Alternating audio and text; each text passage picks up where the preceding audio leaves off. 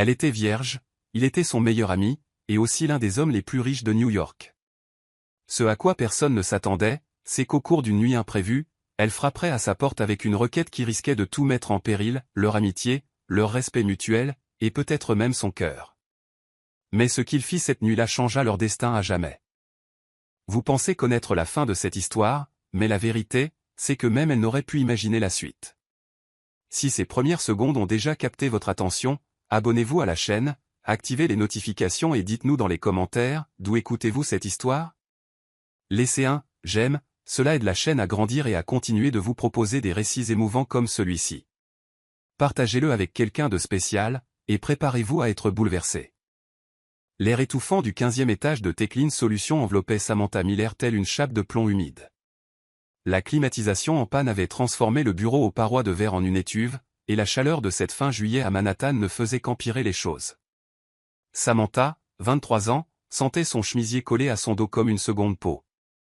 Elle tenta de l'ajuster discrètement, mais rien n'y faisait. La sueur perlait à la base de son cou, ses joues brûlaient non seulement à cause de la chaleur, mais aussi de l'anxiété qui lui rongeait la poitrine.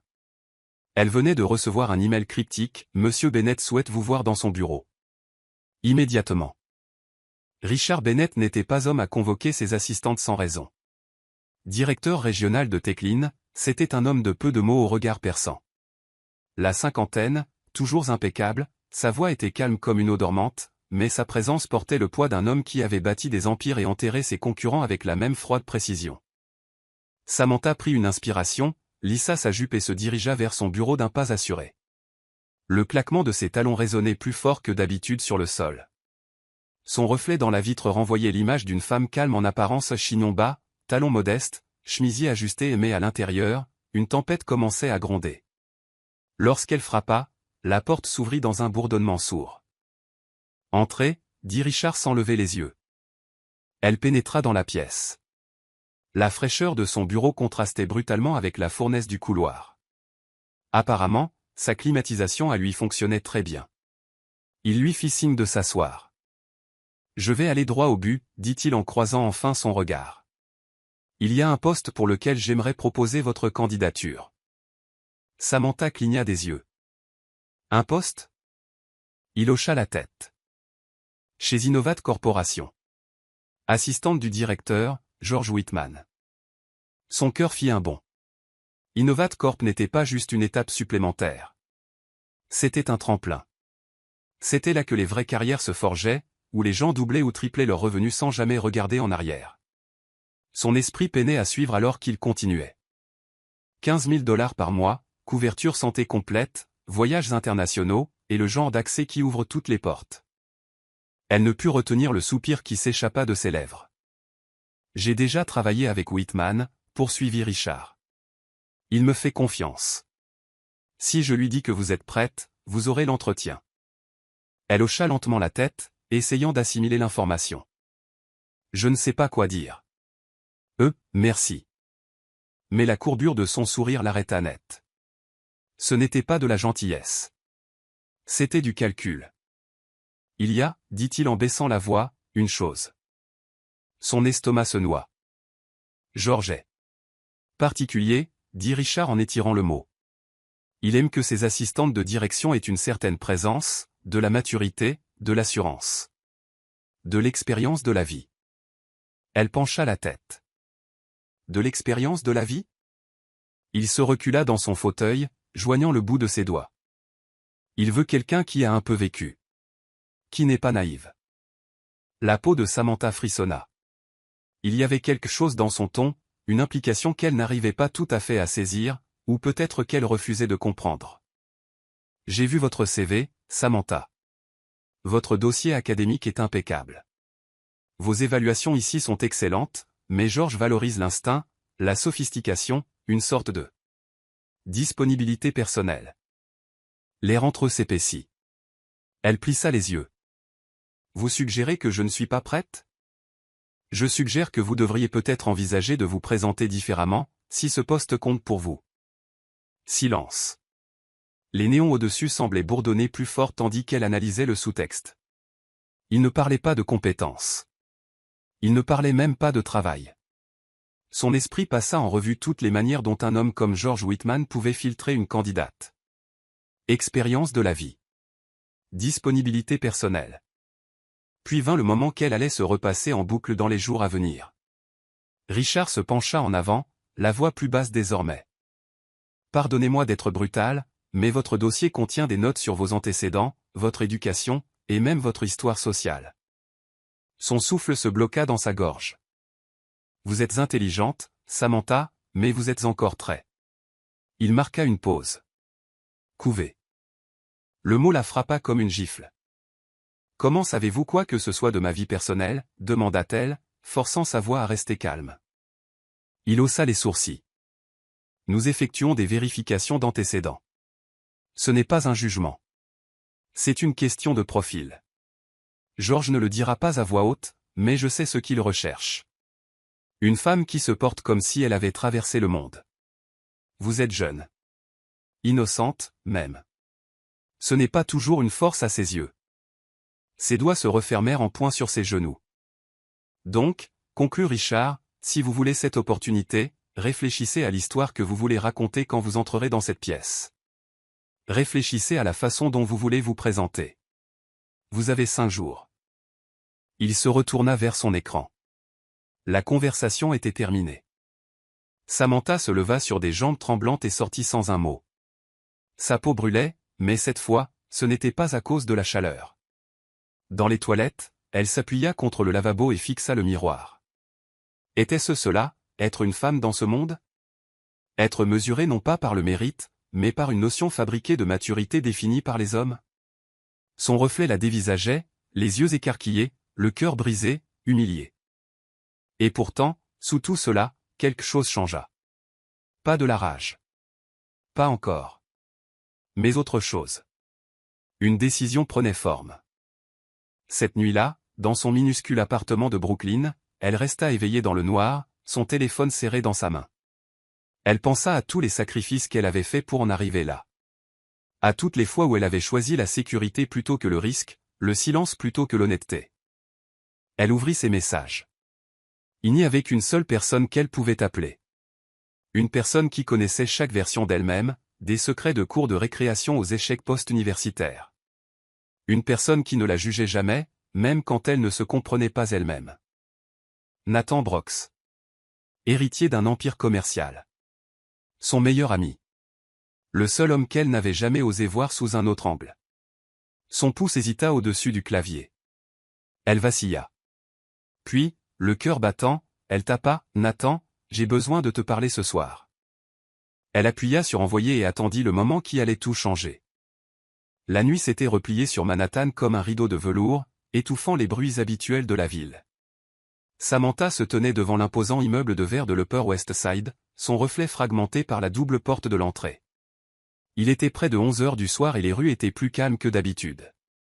Juste un taxi qui passait, un lampadaire vacillant, et le poids de son propre cœur battant dans ses oreilles. Elle avait pris 3 trains et marché 12 pâtés de maison pour arriver là. Elle aurait pu prendre un taxi. Nathan aurait envoyé une voiture si elle l'avait demandé, mais marcher lui donnait l'impression de prendre une décision, comme si elle revendiquait quelque chose, bien qu'elle ne comprît pas encore tout à fait quoi. Son message avait été simple. Nathan, j'ai besoin de te parler. Ce soir. Il avait répondu presque instantanément, bien sûr, viens quand tu veux. Maintenant, debout devant son immeuble, elle hésitait. Que faisait-elle?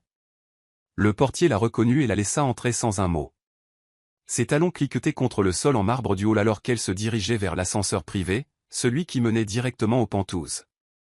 Elle n'y était allée que quelques fois auparavant, généralement pour des fêtes ou des célébrations occasionnelles. Jamais comme ça, jamais à cette heure, jamais avec cette tempête qui tourbillonnait dans sa poitrine. Lorsque les portes de l'ascenseur s'ouvrirent, Nathan était déjà là. Il portait un sweat à capuche bleu marine et un pantalon de survêtement gris, pieds nus, un verre d'eau à la main. Ses cheveux bruns étaient ébouriffés, comme s'il y avait passé la main à plusieurs reprises, et ses yeux noisettes chaleureux, sondèrent immédiatement les siens à la recherche de quelque chose de non dit. « Samy, dit-il doucement. Qu'est-ce qui s'est passé? » Elle entra, soudain incertaine de la manière de commencer. Une odeur de bois de santal flottait dans l'air, familière et réconfortante. Le pantouse était faiblement éclairé, calme, presque solennel. Un disque jouait doucement en fond sonore. Miles Davis, pensa-t-elle, mais ses pensées étaient trop bruyantes pour qu'elle s'en soucie. Il posa son verre et fit un geste vers le canapé.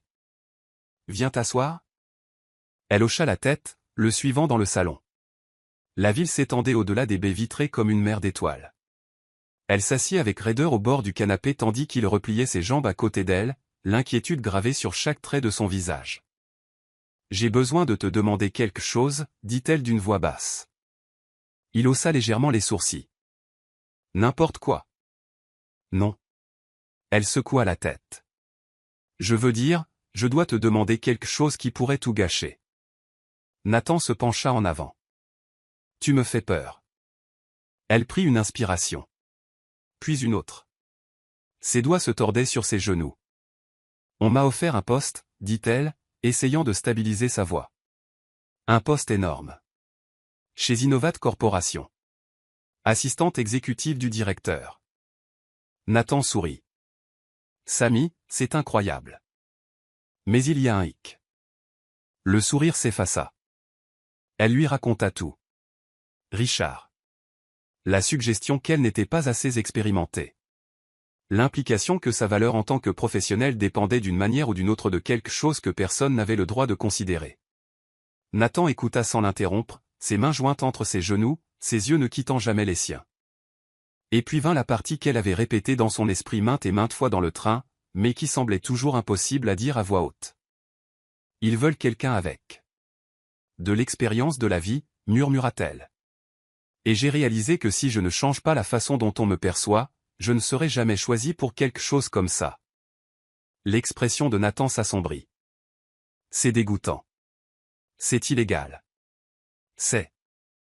Je sais, coupa-t-elle. Mais ce n'est pas pour ça que je suis venu ici. Elle le regarda, la gorge serrée. Je suis venu parce que. Je veux que ce soit toi. Le silence tomba entre eux, si lourd qu'il faillit fissurer les vitres derrière eux. Il la fixa, immobile. Quoi, dit-il, dans un souffle à peine audible. Je veux que tu sois le premier. Je te fais confiance. Et je ne veux pas traverser ça avec quelqu'un que je ne connais pas. Quelqu'un qui se fiche de moi. Nathan se recula lentement, comme si ces mots lui avaient coupé le souffle. Samantha. Tu ne penses pas ce que tu dis. Si, je le pense. Elle sentait son pouls battre au bout de ses doigts. Ce n'est plus seulement une question de travail. C'est une question de prendre le contrôle, de faire quelque chose que je choisis, pour une fois. Nathan passa une main sur son visage et se leva brusquement. Il marcha jusqu'à la fenêtre, regardant au dehors, puis se retourna vers elle. « Est-ce que tu t'entends » demanda-t-il doucement. « Tu as peur. Tu es en colère. Tu es blessé. Et tu penses que donner quelque chose te rendra plus forte. Mais Samy, ce n'est pas toi. Je ne suis pas une enfant, lança-t-elle sèchement, la fêlure dans sa voix trahissant les larmes qui montaient. J'ai passé toute ma vie à attendre, toujours attendre le bon moment, la bonne personne, la bonne version de moi-même. Mais quand ce moment arrive-t-il ? Sa voix s'adoucit. Il arrive quand tu n'essaies pas de prouver quelque chose à quelqu'un qui n'a aucune importance. Elle se leva à son tour, lui faisant face. Tu as de l'importance, dit-elle. Tu as toujours compté.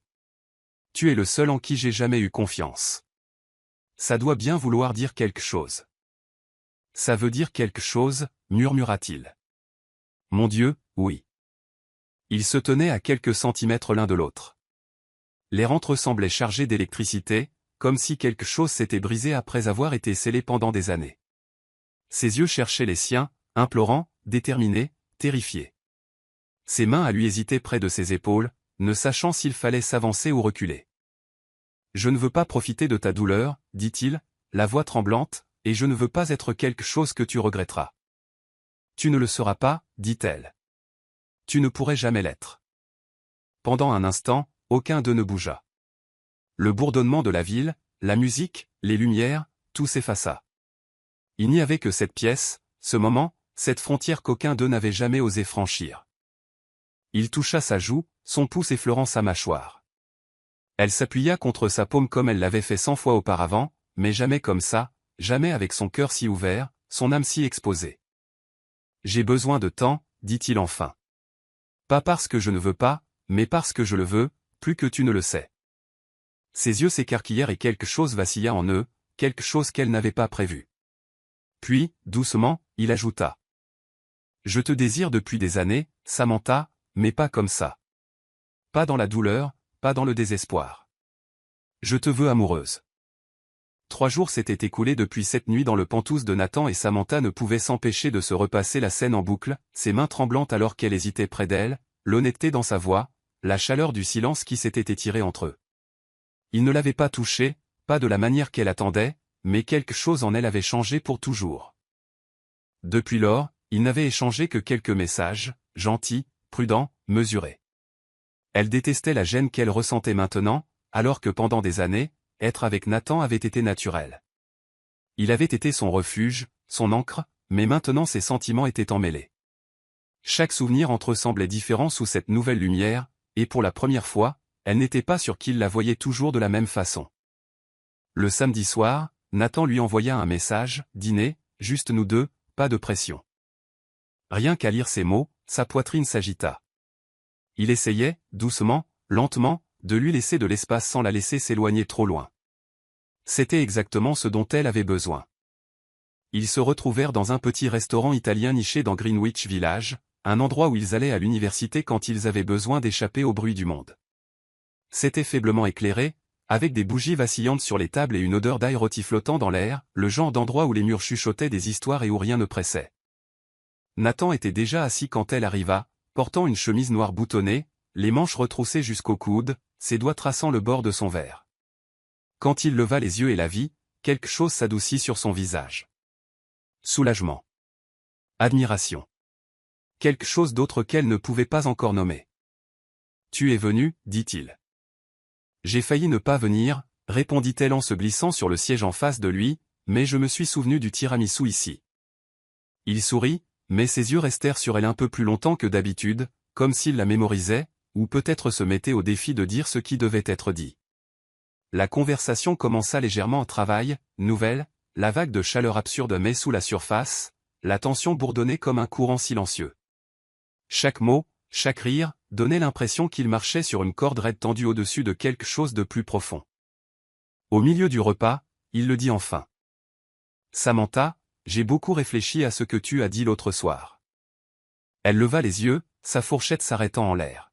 « Je voulais être en colère, continua-t-il. En colère que tu me demandes une chose pareille, que tu réduises ça à une transaction, mais je ne pouvais pas. »« Pourquoi pas ?» demanda-t-elle, la voix plus calme maintenant. « Parce que je savais pourquoi tu demandais, et parce qu'au fond. Je voulais dire oui. » Sa poitrine se serra. « Je suis amoureux de toi depuis que nous avons 13 ans, dit-il, simplement. Pas de montée en puissance, pas de drame, juste la vérité, mise à nu. » La bougie vacilla entre eux. Samantha cligna des yeux, stupéfaite, immobile. « Quoi ? Je t'aimais quand tu portais un appareil dentaire et que tu jurais que tu épouserais une rockstar. Je t'aimais quand tu t'es cassé la cheville au bal de promo et que tu m'as obligé à danser un slow avec toi en béquille. Je t'aimais quand tu as eu ton premier travail et que tu m'as appelé en pleurant parce que tu pensais avoir tout gâché le premier jour. » Elle déglutit difficilement, la gorge soudainement sèche. « Tu n'as jamais rien dit, murmura-t-elle. »« Je ne pouvais pas, dit-il. Tu me voyais comme ton meilleur ami. Je ne voulais pas perdre ça, alors je me suis dit que c'était suffisant, que je préférais avoir une partie de toi plutôt que rien du tout. » Le cœur de Samantha se serra face à la douleur silencieuse dans sa voix. « Je pensais que tu ne me voyais pas de cette façon, avoua-t-elle. Je n'ai jamais imaginé. » Il sourit doucement. « Tu poursuivais toujours quelque chose de plus grand. L'université, les emplois, les rêves. Je ne voulais pas être une chose de plus qui te détournerait de ta route. » Les larmes piquèrent le coin de ses yeux. « Pourquoi maintenant ?» demanda-t-elle. « Parce que maintenant, je te vois clairement. Pas la fille que j'aimais en silence. La femme devant moi, courageuse, complexe, blessée, et toujours la personne la plus importante de ma vie. » Elle détourna le regard, luttant pour reprendre son souffle. Chaque partie d'elle voulait fuir, protéger ce qu'ils avaient, et éviter de détruire les fondations qu'ils avaient construites pendant tant d'années. Mais une autre partie, celle qui avait senti sa main sur sa joue cette nuit-là, celle qui avait envoyé ce message dans le désespoir et l'espoir, cette partie chuchotée reste. J'ai peur, admit-elle, la voix tremblante. Je sais, dit-il. Moi aussi. Elle croisa à nouveau son regard, et elle y vit quelque chose qu'elle ne s'était pas permis de ressentir depuis des années. La sécurité. Pas le confort de l'amitié. Plus maintenant. C'était quelque chose de nouveau, quelque chose de réel. Nathan tendit la main à travers la table, ses doigts effleurant les siens. Un contact doux et hésitant. Une invitation. Ils restèrent assis en silence un moment, le monde autour d'eux s'estompant en bruit de fond. Et puis Samantha parla, dans un murmure. Je ne pense pas pouvoir revenir à ce que c'était avant. Son pouce traça le dos de sa main. Moi non plus. Mais aucun d'eux ne dit ce qui allait suivre, car certaines vérités, une fois dites, ne peuvent être effacées, et certains sentiments, une fois découverts, refusent de rester enfouis. Il pleuvait sur Manhattan, le genre de pluie qui adoucissait les contours de la ville, floutant les lampadaires en halo doré et étouffant le chaos dans un silence presque sacré. Samantha se tenait sous l'auvent de l'immeuble de Nathan, regardant les gouttelettes faire la course sur la porte vitrée. Son manteau était humide à l'ourlet, ses cheveux légèrement frisottés par l'humidité, mais elle s'en fichait. Elle n'était pas là par hasard. Nathan lui avait envoyé un message plus tôt dans la journée. Dîner chez moi, je cuisine, pas de pression. Juste comme avant, pas de pression. Mais cette fois, elle la sentait, le poids de tout ce qu'il n'avait pas dit, le poids de tout ce qu'il commençait tout juste à découvrir. Le trajet en ascenseur sembla plus long que d'habitude. Son cœur battait plus fort à chaque étage, son esprit réécrivant et annulant ce qu'elle pourrait dire. Et quand les portes s'ouvrirent, il était déjà là, pieds nus dans un jean sombre et une chemise gris anthracite, manches retroussées, les yeux doux avec quelque chose qu'elle n'avait pas vu depuis longtemps, une invitation sans attente. « Salut, dit-il, sa voix comme du velours. « Salut, fit-elle en écho. L'appartement sentait le romarin et l'ail, chaleureux et ancré. Du jazz bourdonnait en fond sonore, des bougies vacillaient le long de l'îlot de cuisine. Tout était simple, intime, intentionnel. Il lui tendit un verre de vin sans un mot. Leurs doigts se touchèrent brièvement, chauds, électriques. Samantha but lentement, essayant de calmer ses nerfs. La semaine passée avait été un tourbillon de révélations émotionnelles, de vérités inattendues et de nuits blanches. Mais ce soir semblait différent, immobile, lourd de sens, comme s'il se tenait au bord de quelque chose qu'aucun d'eux ne pouvait encore nommer. Ils s'assirent pour manger son plat préféré, saumon au citron et aux herbes, asperges grillées, pommes de terre rôties.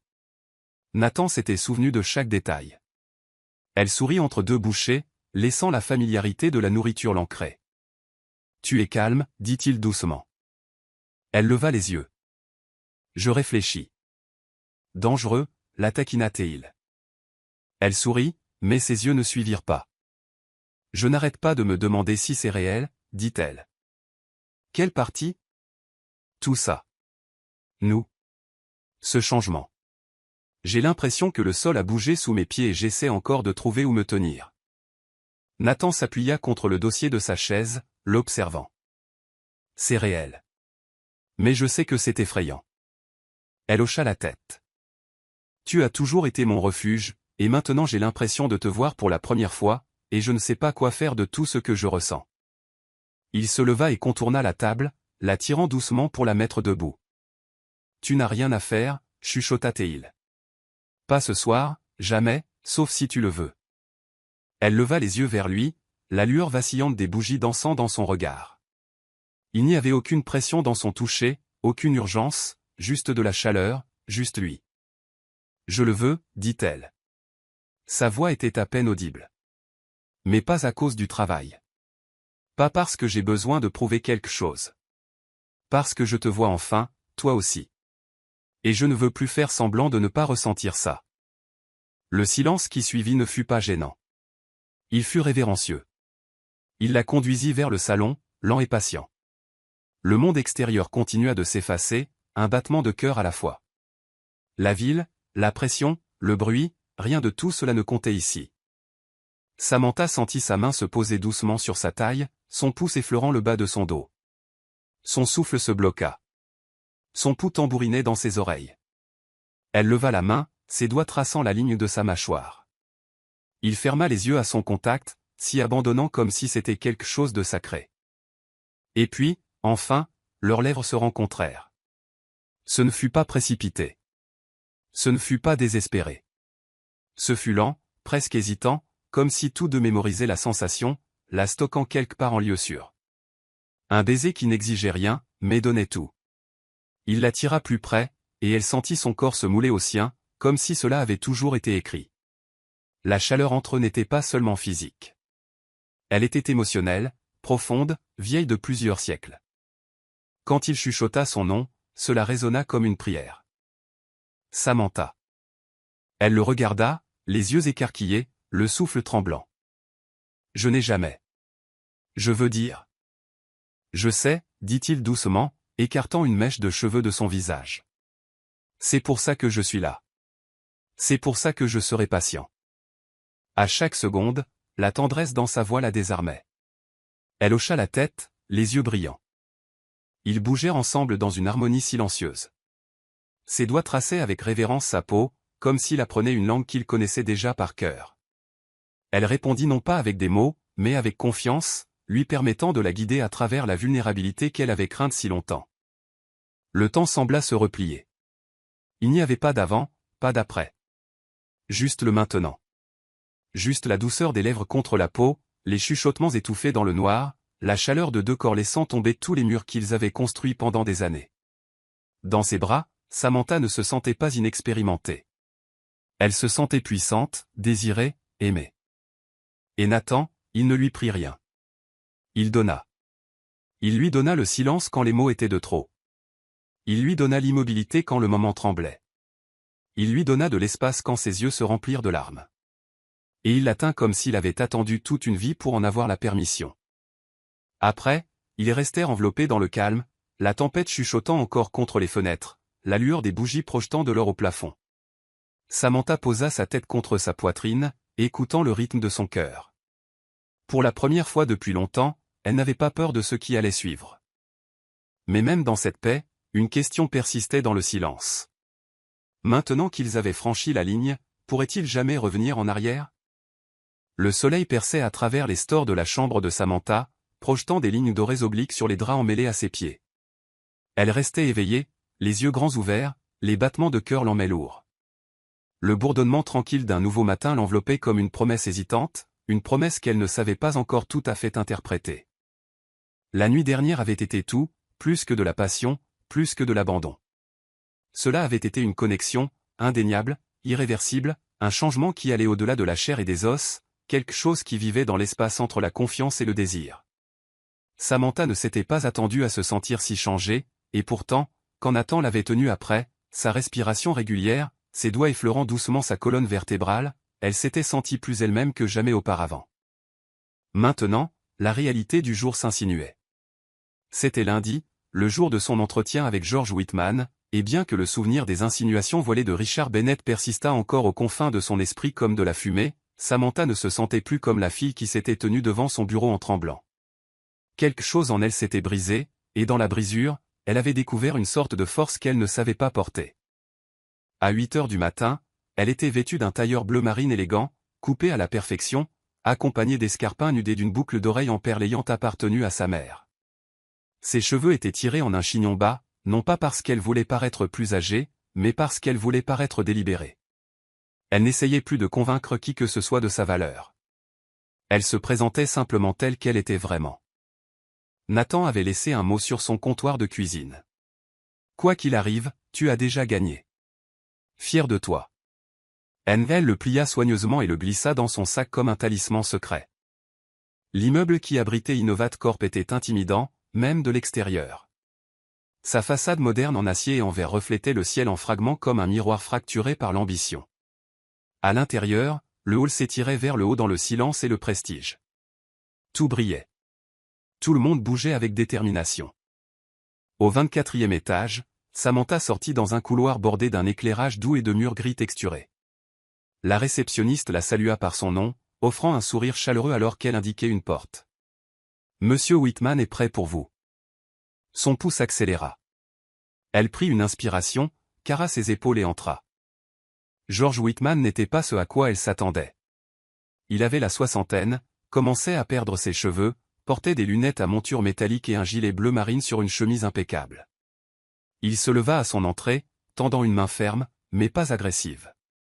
Ses yeux, vifs, intelligents, l'étudièrent avec une intensité qui suggérait que rien ne lui échappait.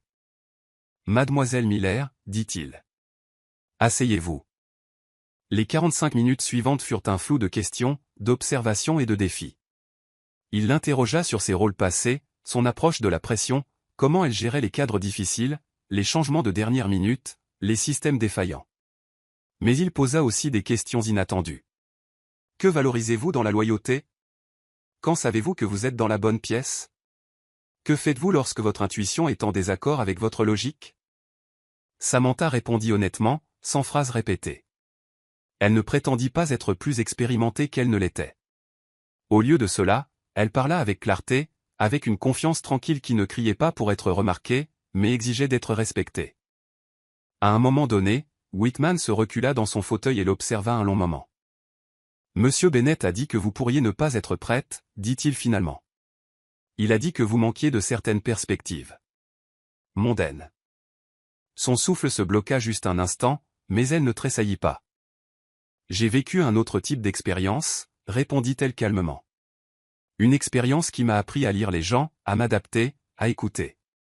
C'est ce qui compte dans ce rôle. Vous n'avez pas besoin de quelqu'un qui a été partout.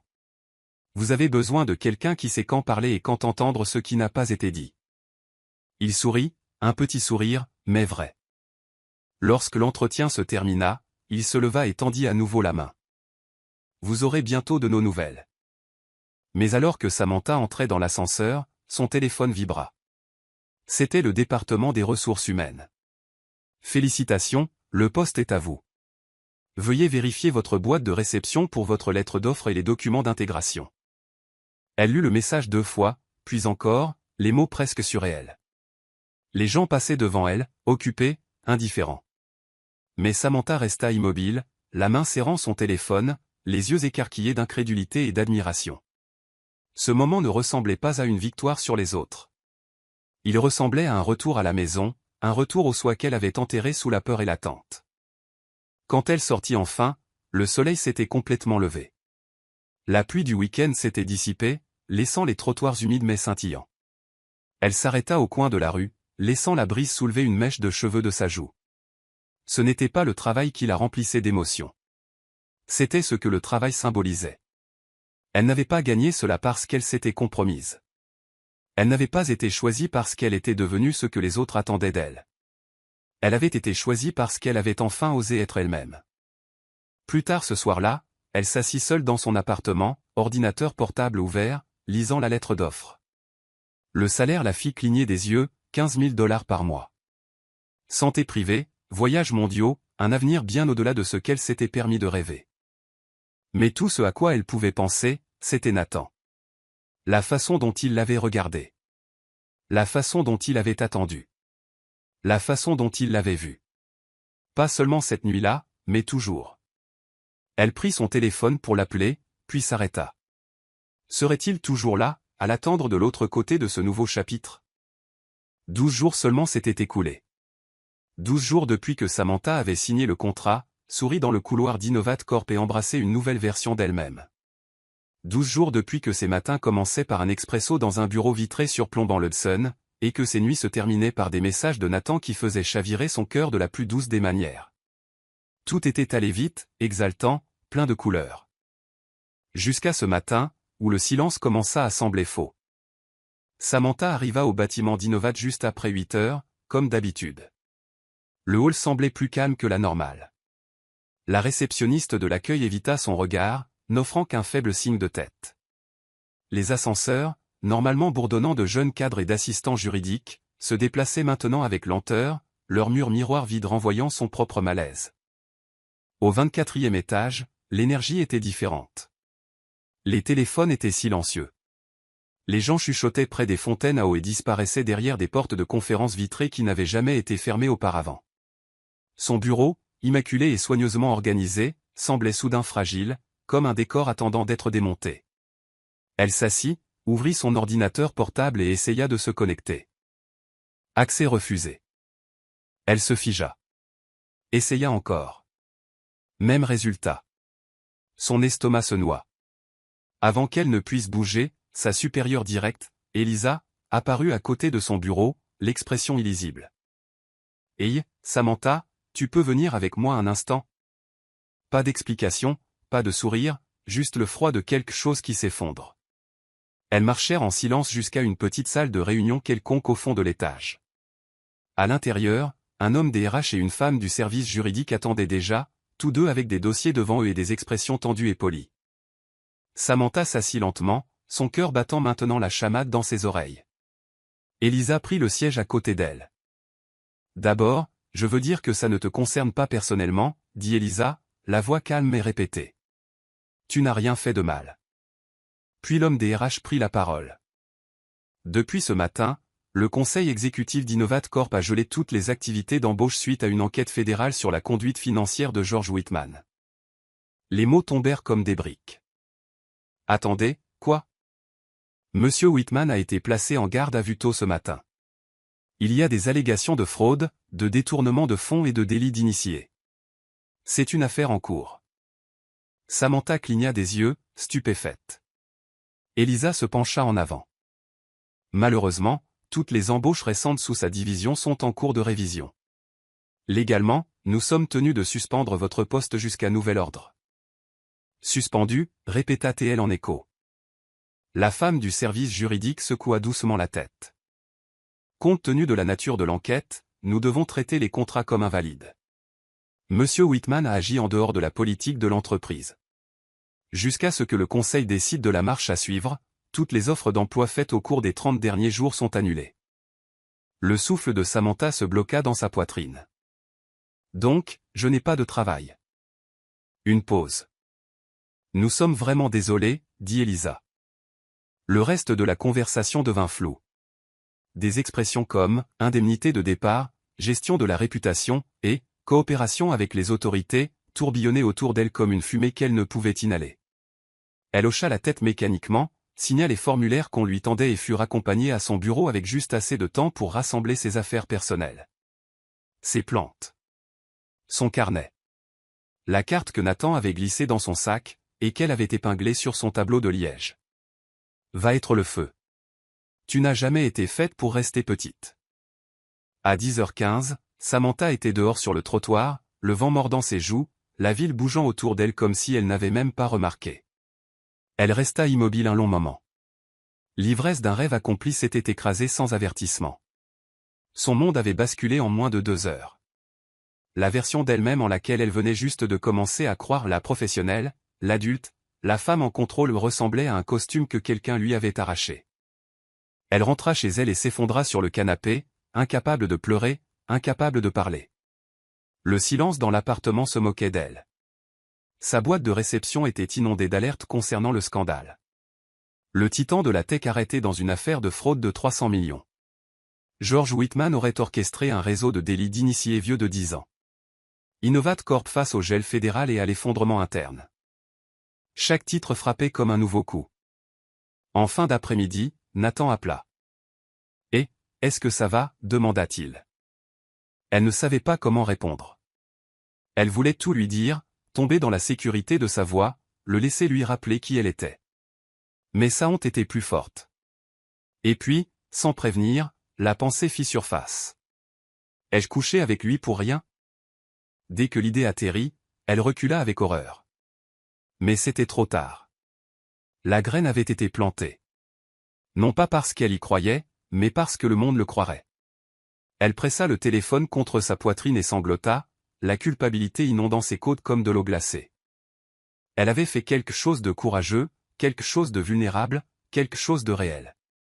Mais maintenant, dépouillée du travail qui avait semblé être le symbole de sa transformation, elle ne se sentait que nue, incertaine, fragile. Elle ne retourna pas l'appel de Nathan, ni son second, ni le message qui arriva des heures plus tard. « Je suis là. Quoi qu'il arrive. S'il te plaît, laisse-moi entrer. » Elle ne savait plus comment laisser entrer qui que ce soit, car la porte qu'elle avait ouverte si grand s'était refermée tout aussi vite, et Samantha n'était pas sûre d'avoir la force de l'ouvrir à nouveau. Les jours qui suivirent se déroulèrent au ralenti, comme les pages d'un livre tombé dans l'eau, déformées, illisibles et plus lourdes qu'elles ne devraient l'être. Samantha quittait à peine son appartement. La ville à sa fenêtre continuait de tourner, klaxons hurlant, gens pressés, lumière clignotant sans aucune conscience de son immobilité. Mais à l'intérieur de son petit appartement de Brooklyn, le temps s'était effondré. Ses routines se dissolvaient. Le café refroidissait sur le comptoir. Les vêtements restaient pliés dans le panier. Le miroir prenait la poussière. Son téléphone restait silencieux. Pas parce que personne n'appelait, mais parce qu'elle ne répondait pas. Nathan avait envoyé un nouveau message le lendemain de l'éclatement du scandale. « S'il te plaît, Sammy, laisse-moi venir te voir. » Elle fixa le message pendant 10 minutes entières, ses doigts hésitant au-dessus de l'écran. Mais à la fin, elle retourna le téléphone face contre terre et s'éloigna. Ce n'était pas juste le travail. C'était la honte. Elle avait fait un choix. Un choix profondément personnel, irréversible. Et puis la chose même qui avait catalysé son courage s'était avérée être un mensonge. Peu importait qu'elle n'ait pas couché avec Nathan pour le travail. Elle avait toujours l'impression que le timing l'avait trahi. Comme si ses émotions avaient été manipulées par le destin lui-même. Pire, elle avait l'impression d'avoir souillé quelque chose de sacré entre eux. Elle savait que Nathan ne le verrait pas ainsi. Il ne dirait jamais ces mots. Mais cela n'empêchait pas la voix dans sa propre tête de le chuchoter encore et encore. Il le regrette probablement aussi. Elle évitait ses emails. Sa boîte de réception débordait de notifications, de sites d'emploi, de suivi de recruteurs, d'excuses RH non ludinovates. Elle ne pouvait pas les affronter. Pas encore. Les jours se transformèrent en une semaine, puis une autre. Le silence entre elle et Nathan s'étendit, devenant une présence en soi. Comme une troisième personne assise dans la pièce, la fixant chaque fois qu'elle envisageait de tendre la main. Il lui manquait. Désespérément. Sa chaleur. Sa certitude. La façon dont il disait son nom comme s'il avait du poids.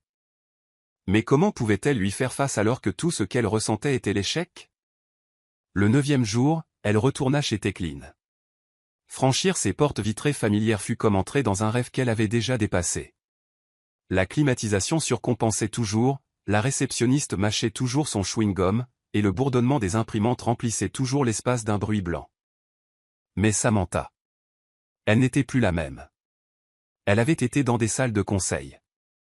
On lui avait confié des agendas à $1 million. Elle avait été embrassée comme si elle comptait. Touchée comme si elle était précieuse. Et maintenant, de retour à son vieux bureau, rien de tout cela ne collait plus. Elle s'assit avec raideur, les mains jointes, fixant le même tableur sur lequel elle avait travaillé avant que tout ne change. Richard Bennett passa une fois. Il ne dit pas un mot. Il la regarda juste avec quelque chose d'illisible dans l'expression. Peut-être de la culpabilité, peut-être de la satisfaction. Elle détourna le regard. Cet après-midi-là, elle vérifia son téléphone. Pas de message. Pour la première fois, Nathan n'avait pas essayé. Cette nuit-là, elle se tint devant le miroir, une serviette enroulée autour d'elle, la vapeur montant de la douche embuant encore les bords de la vitre. Son reflet semblait inconnu. Plus âgé. Plus dur. Plus triste. Elle traça du doigt sa clavicule. Le même endroit que Nathan avait embrassé quand il lui avait dit qu'elle était courageuse. Ce moment semblait appartenir à une autre vie. Puis, impulsivement, elle tapa son numéro dans un nouveau message. Salut. Elle le fixa. Puis l'effaça. Tapa à nouveau. Merci d'avoir appelé cette nuit-là. Désolé de ne pas avoir répondu. Je n'étais pas prête. Elle appuya sur envoyer. 5 minutes passèrent. Puis 10. Son téléphone vibra. Tu n'as jamais à t'excuser auprès de moi. Je suis toujours là. Toujours. Les larmes montèrent instantanément. Mais elle ne répondit pas. Parce que, toujours là, ne voulait pas dire, toujours à attendre. Et une partie d'elle se demandait s'il était trop tard pour revenir à ce qu'ils avaient. Une semaine plus tard, une de ses collègues de Tecline s'arrêta à son bureau avec un sourire compatissant. Et je voulais juste te dire. J'ai vu Nathan hier soir. On aurait dit qu'il était avec quelqu'un. Le corps de Samantha se figea. Elle hocha la tête poliment.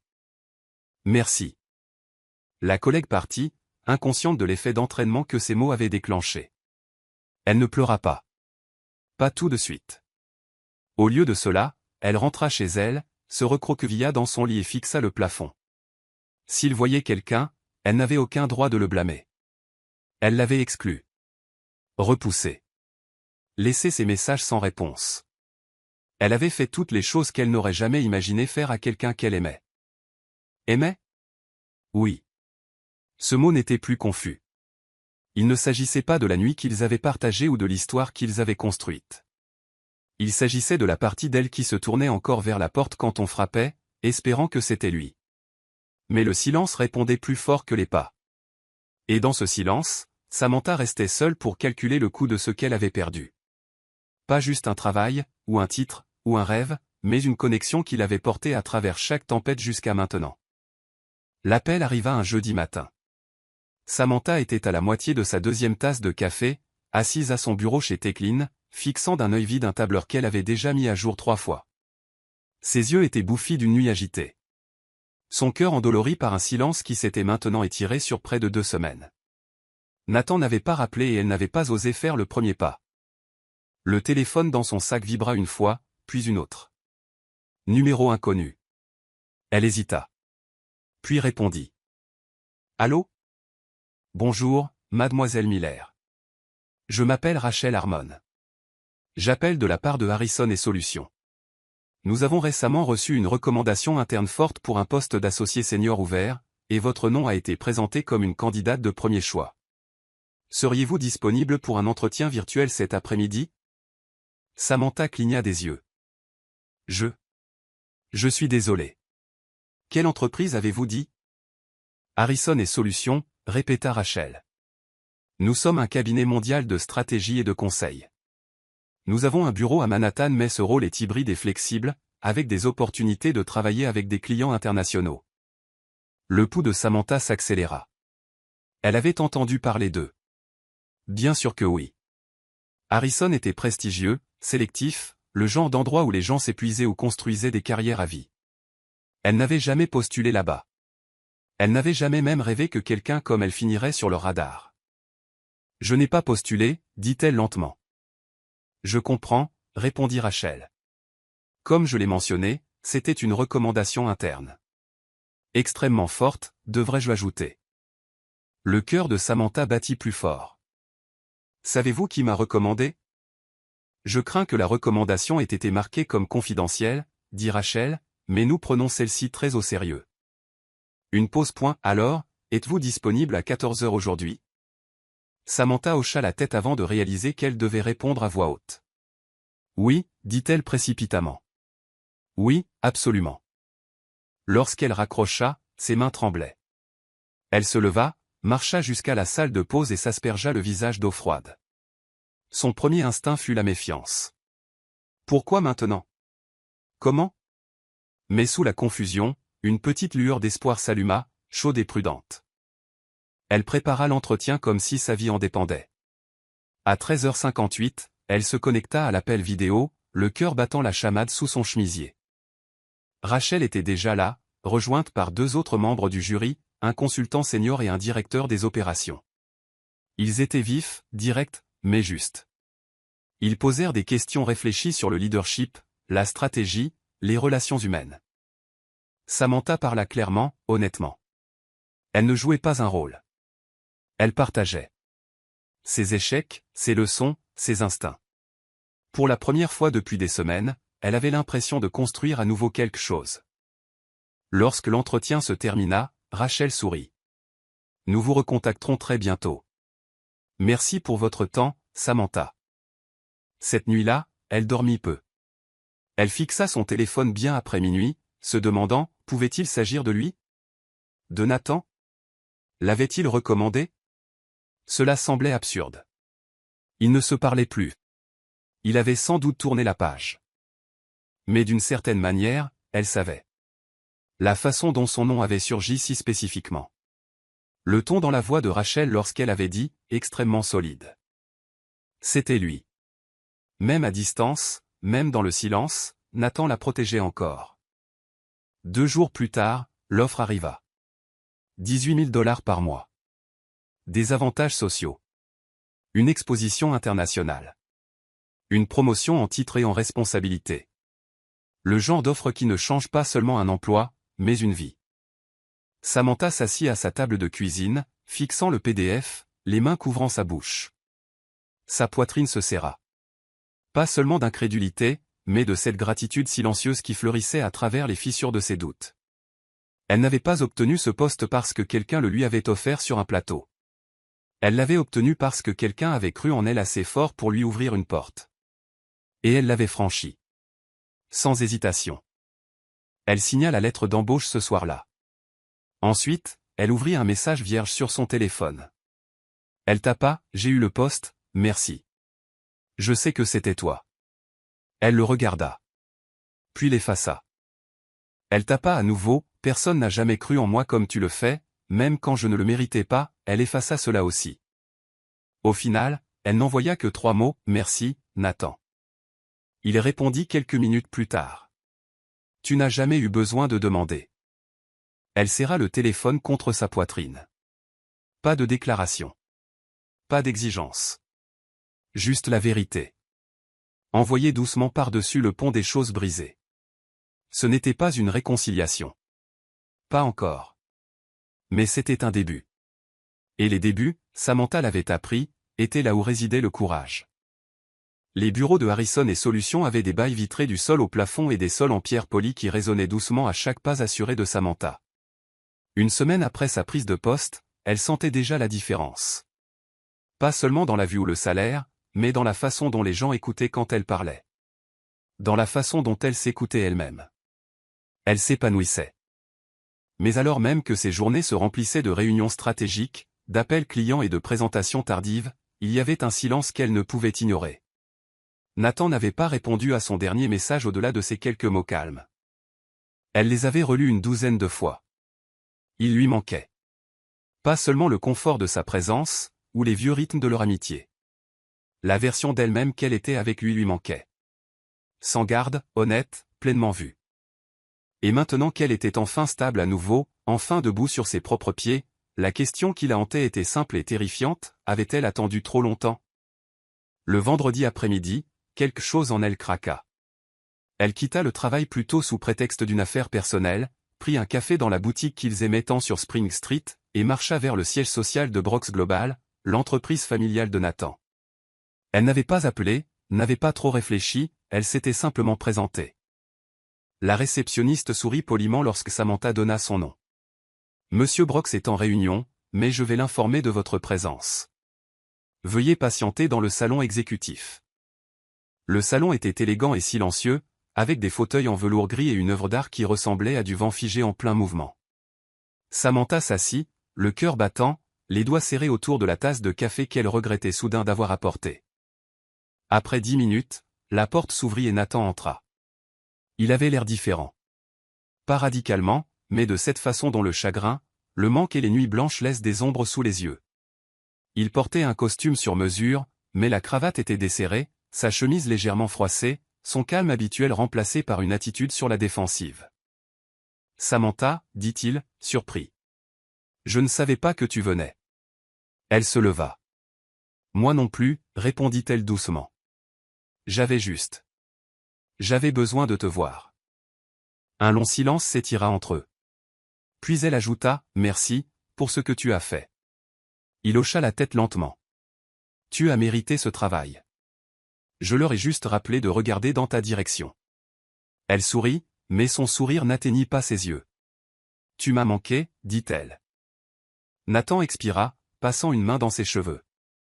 Il ne parla pas tout de suite. Ses yeux glissèrent vers le couloir derrière lui. Et c'est là qu'elle la vit. Une femme se tenait juste de l'autre côté de la paroi vitrée, discutant avec une assistante. Blonde, élégante, le genre de perfection soignée que Samantha n'avait jamais essayé d'être. Elle se tenait comme quelqu'un habitué à des endroits comme celui-ci. Lauren Mitchell. Samantha l'avait déjà vue, en ligne dans des articles, au bras de Nathan lors de galas de charité. Et maintenant, en la voyant de si près, le nœud dans son estomac se resserra. Elle travaille ici maintenant, demanda Samantha, la voix fluette. Les yeux de Nathan s'assombrirent, mais il ne s'y a pas, elle a rejoint le cabinet le mois dernier. Alors. Vous êtes ensemble? J'essaie, dit-il avec précaution. Je pensais que tu ne voulais pas me voir. Tu m'as repoussé, samedi. J'ai attendu. J'ai attendu plus longtemps que je n'aurais dû. Mais les gens n'attendent qu'un certain temps avant de devoir avancer. Samantha avala la boule qui montait dans sa gorge. Je n'étais pas prête, chuchota-t-elle. Je sais. J'avais honte. Pas de toi. De moi. De ce que je pensais que tout cela signifiait. Et ensuite, je ne savais pas comment revenir. Nathan s'approcha. Et maintenant? Elle leva les yeux vers lui. Son regard contenait des questions auxquelles elle ne savait pas répondre. Sa proximité lui coupait le souffle. Mais il y avait aussi une distance en lui, ce genre de distance qui ne vient pas du temps, mais de la douleur. Je ne sais pas, dit-elle honnêtement.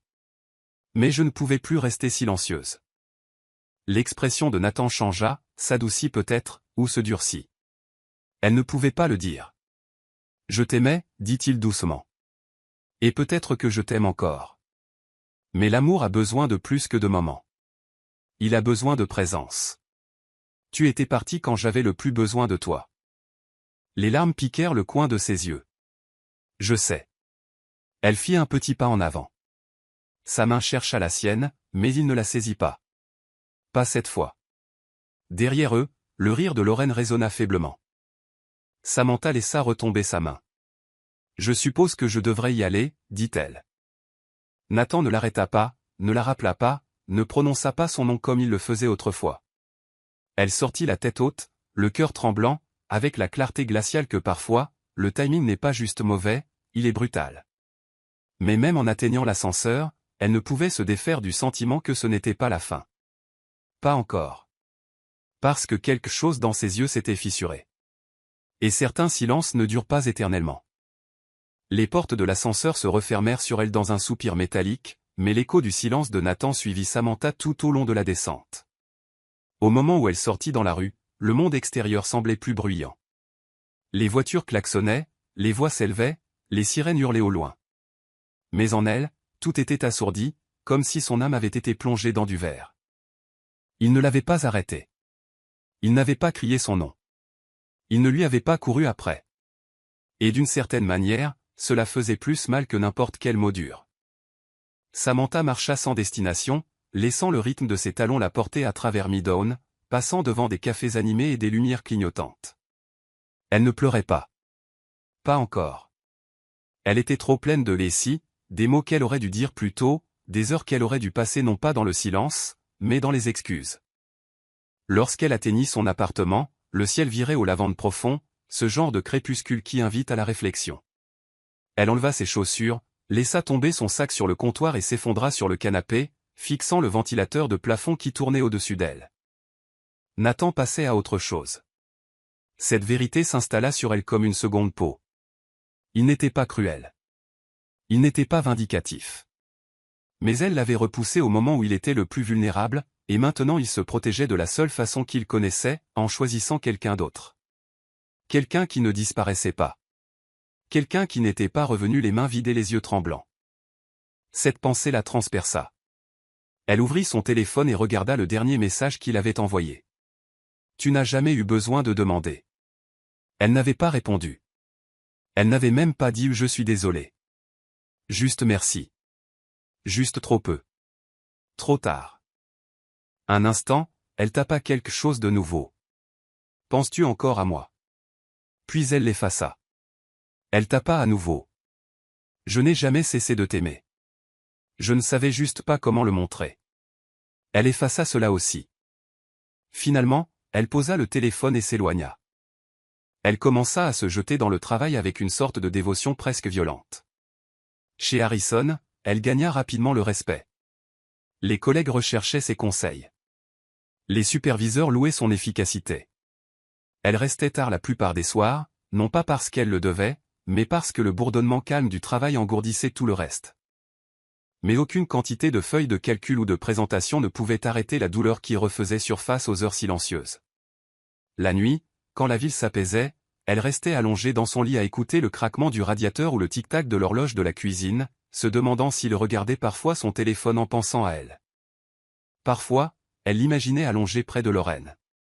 Souriait-il de la même façon? Dormait-il toujours avec un bras au-dessus de sa tête? Lui disait-il les choses qu'il ne disait autrefois qu'à Samantha? La jalousie était silencieuse, pas colérique, juste endeuillée, comme regarder quelqu'un d'autre lire le livre que vous n'avez jamais fini d'écrire. Un soir, sa collègue Ava frappa doucement à la porte de son bureau. « On va prendre un verre au Thistle ce soir. Tu devrais venir. » Samantha secoua la tête. « J'ai une date limite. » « Tu as toujours une date limite. » Ava hésita. « Tu ne peux pas noyer un chagrin d'amour dans le travail, Sam. » Samantha leva les yeux, surprise. « Je n'ai pas dit que j'étais. »« Tu n'as pas eu besoin de le dire, » dit Ava doucement. « C'est écrit sur ton visage, et dans la façon dont tu essaies constamment de prouver que tu vas bien. » Samantha ne répondit pas, mais ce soir-là, après avoir fixé son écran d'ordinateur pendant 1 heure sans taper un mot, elle le ferma et enfila un jean et un pull. Au Thistle, elle but un verre de vin, puis un autre. Elle rit à des blagues qui ne tombaient pas tout à fait justes, sourit à un homme qui lui rendit son sourire. Quand il lui demanda si elle voulait danser, elle hésita, puis dit oui. Mais alors qu'il plaçait sa main sur sa taille et se penchait pour chuchoter quelque chose d'insignifiant, l'esprit de Samantha vagabonda. Retour sur le toit de l'ancien appartement de Nathan, retour à son pouce traçant des cercles sur son épaule alors qu'il regardait un feu d'artifice, retour à la façon dont il avait dit un jour, « Tu n'as pas besoin de faire autant d'efforts. Tu suffis déjà. » L'homme la fit tourner doucement. Elle sourit. Mais cela n'atteignit pas ses yeux, car avancer ne signifiait pas tourner la page, et guérir n'était pas une ligne droite. C'était une spirale, qui la ramenait encore et encore vers l'espace qui le remplissait autrefois. De retour chez elle, elle se tint à la fenêtre de sa chambre, fixant les lumières du pont de Brooklyn scintillant au loin. Elle chuchota dans le silence, « J'espère que tu es heureux », et elle le pensait, même si cela la brisait un peu plus. Le bureau était inhabituellement calme pour un jeudi matin. Samantha était assise dans son coin vitré, les doigts posés oisivement sur le clavier, les yeux fixés sur un projet de proposition qui refusait de faire sens depuis plus d'1 heure. Cela faisait 6 mois. 6 mois depuis l'effondrement d'Innovat, 6 mois depuis le dernier message de Nathan, 6 mois qu'elle s'était tenue dans son bureau et l'avait regardé ne pas la retenir. La douleur s'était émoussée, mais n'avait jamais disparu, comme un bleu fané sur l'âme, plus frais, mais toujours sensible quand on appuie dessus. Samantha avait appris à sourire à nouveau, à parler avec assurance en réunion, à répondre aux emails sans laisser son cœur bégayer à des noms qui n'étaient pas le sien. Mais en ce matin particulier, quelque chose changea. Cela commença par un coup à la porte vitrée. Son assistante passa la tête, incertaine. « Il y a quelqu'un pour vous voir, sans rendez-vous. » Samantha fronça les sourcils. « Qui ?» La femme hésita. « Il a dit qu'il s'appelle Nathan Brox. » Le cœur de Samantha s'arrêta. Littéralement, pendant 1 seconde, elle oublia comment respirer. « Faites-le entrer », chuchota-t-elle. La porte s'ouvrit lentement, et il était là. Pas en costume, pas dans sa perfection habituelle. Nathan portait un jean sombre, un t-shirt gris ardoise sous une veste humide de pluie. Son visage était plus mince. Ses yeux, toujours de ce même noisette chaleureux, semblaient ne pas avoir vu de vrai sommeil depuis des semaines. Il tenait un petit morceau de papier plié dans une main, l'autre restait serré à ses côtés. Elle se leva automatiquement, sa voix introuvable. « Salut, dit-il, doux mais stable. Qu'est-ce que tu fais là ?» réussit-elle à dire. Il entra, ferma doucement la porte derrière lui. « Je n'étais pas sûr que tu me recevrais. J'ai failli ne pas le faire, » admit-elle. Il hocha la tête, jetant un coup d'œil au papier dans sa main, puis la regarda à nouveau. « J'ai mis fin aux choses avec Lorraine, » dit-il simplement.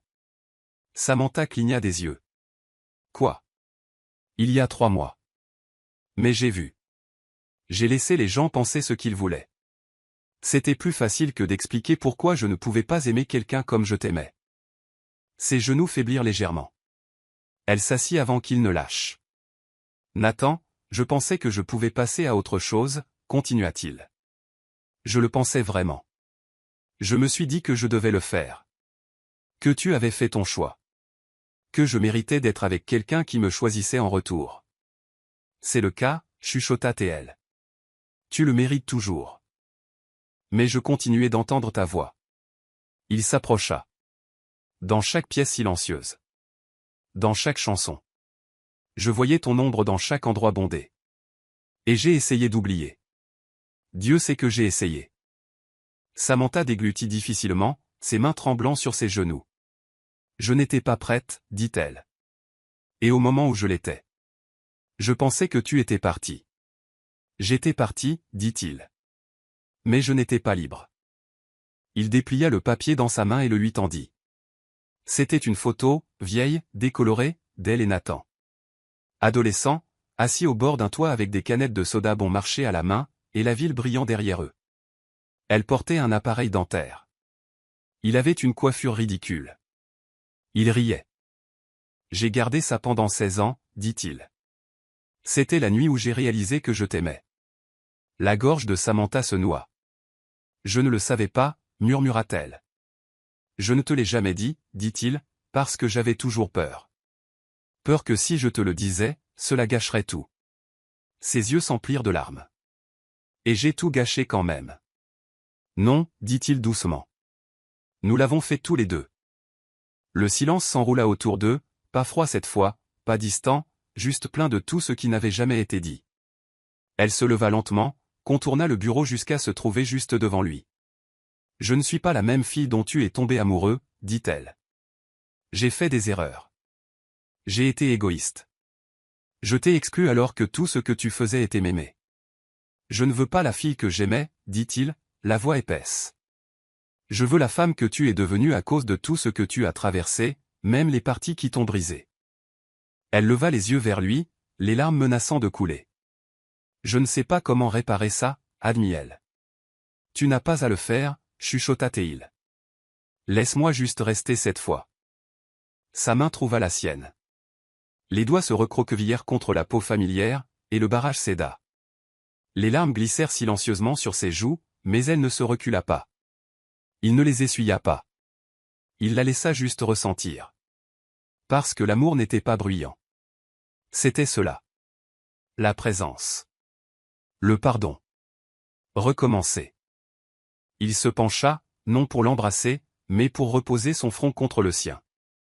Souffle contre souffle. Battement de cœur contre battement de cœur. Je suis toujours à toi, dit-il. Si tu veux de moi. Et Samantha ferma les yeux, parce qu'une partie d'elle ne croyait toujours pas que c'était réel, mais tout en elle espérait que ce l'était. La pluie tapotait doucement contre les fenêtres du penthouse de Brooklyn Heights, et l'arôme du café frais persistait dans l'air, mêlé au parfum subtil de jasmin que Samantha vaporisait toujours sur ses poignets le matin. La ville dormait encore, enveloppée dans un voile gris de brume et de silence. Elle regardait la vue par la fenêtre, les cheveux lâchés sur les épaules, une tasse entre les mains et le cœur en paix. 1 an s'était écoulé depuis le retour de Nathan. 1 an depuis qu'elle avait dit oui, non pas avec des mots, mais avec la décision de rester. De recommencer. D'aimer avec courage. Maintenant, ils partageaient cet espace spacieux et confortable, avec des fenêtres ouvertes sur le monde et assez d'espace pour respirer sans se perdre l'un l'autre. Il y avait des livres éparpillés dans le salon, des recettes collées sur le frigo, des rires résonnant lors des dimanches paresseux, et ce genre de silence qui étreint plutôt qu'il ne repousse. Samantha avait refusé l'offre de reprendre une succursale à Miami. L'offre était tentante, financièrement absurde, mais elle n'avait pas hésité. Pas cette fois. Le temps lui avait appris que toutes les promotions ne valent pas la distance avec celui qui vous tient la main quand vous vous réveillez en pleurant sans raison. Elle avait été promue juste là, à New York, au poste de directrice régionale chez Harrison. Maintenant, elle dirigeait avec empathie, vision et force, mais elle n'avait plus besoin de prouver quoi que ce soit à qui que ce soit. Pas même à elle-même. Nathan, à son tour, avait commencé à s'éloigner des pressions de l'entreprise familiale. Il avait vendu ses parts dans la holding principale et investi dans quelque chose à lui, quelque chose de plus petit, de plus humain, une start-up sociale axée sur l'éducation publique et l'innovation technologique. Il disait que c'était ce qui lui permettait de dormir en paix. Et ensemble, ils étaient, tout simplement. Pas de précipitation. Pas de masque. Pas d'urgence désespérée pour sauver quelque chose qui avait à peine commencé. En ce matin pluvieux, Samantha ne s'attendait pas à des surprises. C'était un vendredi comme les autres. Elle avait une réunion à 11 heures, et Nathan était parti tôt pour le bureau. Du moins, c'est ce qu'il avait dit. Mais quand elle revint de la douche, une petite boîte, enveloppée de papier bleu mat avec un ruban doré, reposait sur son oreiller. À côté, une note « Aimes-tu toujours les promesses ?» Son cœur trébucha. Elle s'assit au bord du lit, les mains tremblantes, et dénoua soigneusement le ruban. À l'intérieur de la boîte se trouvait une vieille bague, avec un petit diamant ovale et un anneau en or blanc finement travaillé. Elle était discrète, délicate et absurdement familière. Lorsqu'elle la tint entre ses doigts, elle comprit pourquoi. C'était la bague de son adolescence, celle que Nathan lui avait montrée un jour en secret à 17 ans en disant « J'ai acheté ça dans une foire. Un jour, je la donnerai à quelqu'un. Si je suis assez courageux. » Elle rit à travers ses larmes, incapable de prendre une respiration complète.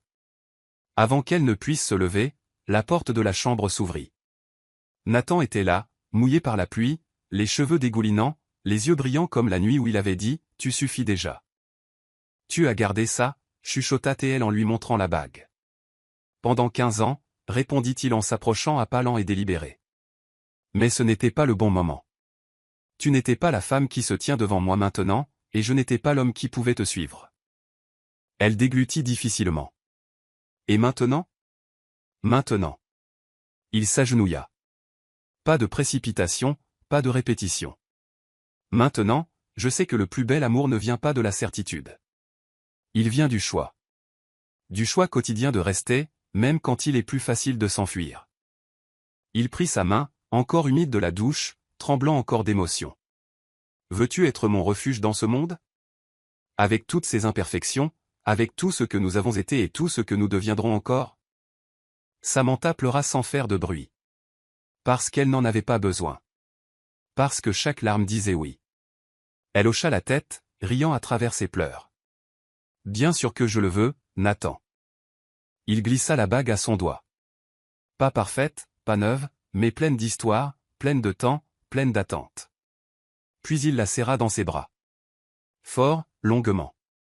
Juste là, dans le silence entre une demande et un avenir, leur monde recommença. Pas de la façon dont ils l'avaient imaginé dans leur jeunesse, mais en mieux. Plus réel. Plus mature. Plus humain. Ils n'avaient plus besoin de guérir pour mériter l'amour. Ils s'étaient choisis pour guérir ensemble. Et ce fut le début de tout. Toutes les histoires d'amour ne commencent pas par un baiser, et toutes les réconciliations n'arrivent pas au bon moment. Mais parfois, l'amour perdure, même lorsqu'il est blessé, même lorsque tout semble perdu. Nathan a attendu. Samantha est restée silencieuse. Et à la fin, ce n'est pas le destin qui les a réunis. C'était le courage de recommencer, même après tout ça. Et vous ? Croyez-vous que l'amour peut survivre au silence ? Ou pensez-vous que lorsque quelqu'un part, c'est parce qu'il n'a jamais vraiment voulu rester ? Dites-le nous dans les commentaires. Auriez-vous attendu comme Nathan, ou auriez-vous tourné la page ? Abonnez-vous à la chaîne, activez les notifications et dites-nous, d'où écoutez-vous cette histoire ? Votre like aide cette chaîne à grandir et à continuer de vous apporter plus d'histoires émouvantes comme celle-ci. Partagez-la avec quelqu'un qui a besoin de croire à nouveau en l'amour.